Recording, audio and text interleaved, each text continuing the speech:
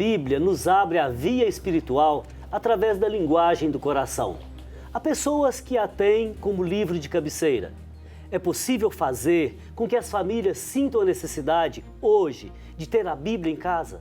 Vamos conversar mais sobre isso aqui no programa Conexões, Espiritualidade e Cotidiano. Nossa conversa hoje é com a irmã Elizabeth Coraza, da Congregação das Filhas de São Paulo e também diretora do Serviço de Animação Bíblica em Belo Horizonte. Irmã Elizabeth, o primeiro bloco fluiu muito bem, né? Uma conversa animada, alegre, na experiência da fé que nos irmana. E nesse bloco eu queria começar conversando com a senhora sobre o mês da Bíblia. O que é isso, o mês da Bíblia? Como que surgiu e por que o mês da Bíblia? Não é todo mês, não é todo dia? Pois é, mas todo dia é seu aniversário? Não. Então, mas está chegando. Está chegando. Oh, queremos bolo. É interessante, né? Porque nós estamos na terra onde surgiu essa experiência de dedicarmos um mês especial na Bíblia. E quando foi isso? Em 1971. Estávamos celebrando 50 anos na Arquidiocese de Belo Horizonte e entre as várias iniciativas, também um grupo, entre elas algumas irmãs paulinas, dedicaram-se a perceber, a ver alguma coisa que pudesse se fazer em torno da palavra. Inclusive, teve vários carros alegóricos, uma exposição de Bíblia na rodoviária. E aí começou, vamos dizer assim, já acontecia, mas de forma mais organizada, um grande movimento com a palavra. Cada ano é escolhido um livro da Bíblia, um tema, né? Isso. Esse ano é o Evangelho de João, discípulos missionários a partir do Evangelho de João. Permanecei no meu amor para dar muitos frutos. Então, irmã Elizabeth, me diga uma coisa. Como que a Bíblia, cotidianamente, abre para nós a via espiritual? Pois é. Um dos caminhos é ser discípulos e missionários. Aliás, os últimos 4 anos nós estamos refletindo esses temas. Nós tivemos discípulos missionários no Evangelho de Marcos, depois em Mateus, Lucas e agora este ano nós temos em João. Então, ela é uma via espiritual, é um alimento e nos fortalece e nos ajuda a uma fé mais sólida. Aliás, as pessoas às vezes brincam comigo, irmão, não vou estudar a Bíblia não, vou perder minha fé. Eu falo assim, vai perder mesmo, vai. Sabe por quê? A gente perde aquela fé infantil, aquela fé que não está ainda crescida ou amadurecida, porque estudar a palavra nos leva a uma espiritualidade que tem também os seus fundamentos.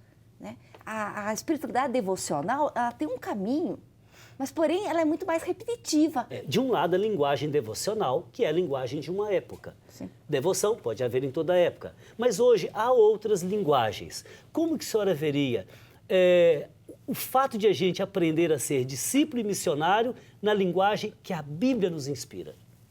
É se colocar a exemplo do Senhor. É se colocar, e de forma especial olhando já o Evangelho de João, como poderíamos olhar também dos outros evangelhos, mas olhar como Jesus se faz presente no Evangelho de João. A Bíblia nos abre a via espiritual. Esse ano nós estamos convidados a refletir sobre o Evangelho de João. O tema é permanecei no meu amor para dar muitos frutos. Explique isso pra gente. Como que eu vou entender? Como que eu permaneço no amor de Deus? E ao permanecer no amor, eu produzo frutos. O que é isso? Como que isso acontece? Que dinâmica espiritual é essa? Então, aqui já fica um para casa de a gente pegar João capítulo 15. Né? E aqui vem uma dica. Primeira coisa, o permanecer. Às vezes a gente lê um texto bíblico e a gente não entende muita coisa. O que a gente faz? Vira a página. Vira a página. Aqui dá um dos primeiros passos, vamos dizer, desse significar, esse permanecer, essa dimensão espiritual, é ler uma vez, ler 2, ler 3, ler quantas vezes eu preciso, porque a palavra ela vai se abrindo. Ou, como a gente diz, é colocar também o versículo em pé, é abrir as Escrituras. Por isso que os sábios judeus dizem que a Bíblia, a Escritura, a Torá, tem 70 faces. Ou seja, 70, já vem a questão do número 7, já falamos outro, que é o número perfeito e também as várias possibilidades que eu tenho. Então, dentro disso... Então, mais uma vez, a Bíblia não se fecha num conceito. Mais uma vez, a Bíblia não se fecha num padrão moral. Mais uma vez, a Bíblia não se fecha num conhecimento. E aí que está. O que a gente quer? A gente quer uma única versão. E normalmente a gente quer quem? Que seja uma autoridade eclesiástica que nos dê essa versão. Não, é importante conservar o patrimônio da fé, guardar a fé, cuidar da doutrina. Isso é muito importante para a manutenção da instituição que está a serviço da evangelização. Agora, por outro lado, a palavra de Deus, ela é viva, ela é penetrante, ela fala por si só. Por isso que nessa dimensão, e aí a gente vê que cada pessoa ela pode ter e se dar esse direito de mergulhar na palavra. Voltando para João 15, aí começa, né? Eu sou a videira e meu pai é o agricultor. Todo ramo em mim que não produz fruto, ele corta. E o que produz fruto, ele poda. Claro que para muitos essa questão da videira ela é muito distante, mas como você me falou que eu sou de Alto Alegre, numa cidade que só existe em bons mapas, né? Lá, eu tive essa experiência de conhecer uma videira. Ou seja, dessa experiência de estar junto à raiz. Né? Essa raiz e buscar aí a seiva, como a palavra é a seiva. E dentro dessa experiência, né, esse permanecer nele, por ele e com ele, é que nós então vamos produzir ou dar, muito mais do que produzir, dar esses frutos e os frutos agora, no amor. Como permanecer no amor de Deus? O que Jesus diz aí nesse capítulo 15 de São João? Como que eu vou permanecer no amor? Não é Deus que me ama primeiro? O amor de Deus não é gratuito? O que eu posso fazer para eu permanecer no amor de Deus? Pois é, ele é tão gratuito, que basta dizer o sim. Eu quero, eu desejo e, ao mesmo tempo, dar também os passos necessários. Agora, o amor de Deus, ele está sempre disponível, mas às vezes a gente não se dá conta ou a gente não tem essa consciência desse amor. Então, ao ler a palavra, e aí eu já pulo para o versículo 9 de João 15, ele diz, assim como o Pai me amou,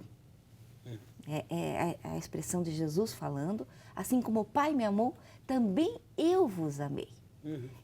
Hoje, infelizmente, a questão do amor é muito banal, né? Acabou ficando banal, mas se a gente não tem essa experiência de amor, a gente não tem a felicidade e que brota dentro disso. E aí continua, porque esse amor e esse mandamento do amor vai nos tornar o quê? Não escravos, amigos. Pois é, isso aí para mim é fabuloso, é fantástico. Um Deus que se abaixa, se esvazia de si mesmo, que se encarna, depois a própria história dele vira palavra para nos alimentar, nos chama de amigos. Uma relação gratuita, que não invade, que não cobra, que estende a mão, que é alma gêmea. Isso é maravilhoso. Deus é nossa alma gêmea, se assim eu pudesse dizer. Então, olha, nosso programa está caminhando para o final. Falar com você é bom demais, mas o tempo voa. Eu queria fazer mais uma pergunta ainda. Sim. Diante de tantas linguagens no mundo de hoje, às vezes as pessoas ficam confusas. Há muita leitura da Bíblia, assim, leitura mirabolante, por exemplo, de textos do Antigo Testamento, leituras moralistas, fundamentalistas. O que a senhora sugeriria para cotidianamente as pessoas lerem a Bíblia e sentirem ali a palavra de Deus que nos liberta, que nos salva? Eu acredito que a própria liturgia nos dá um viés, não é?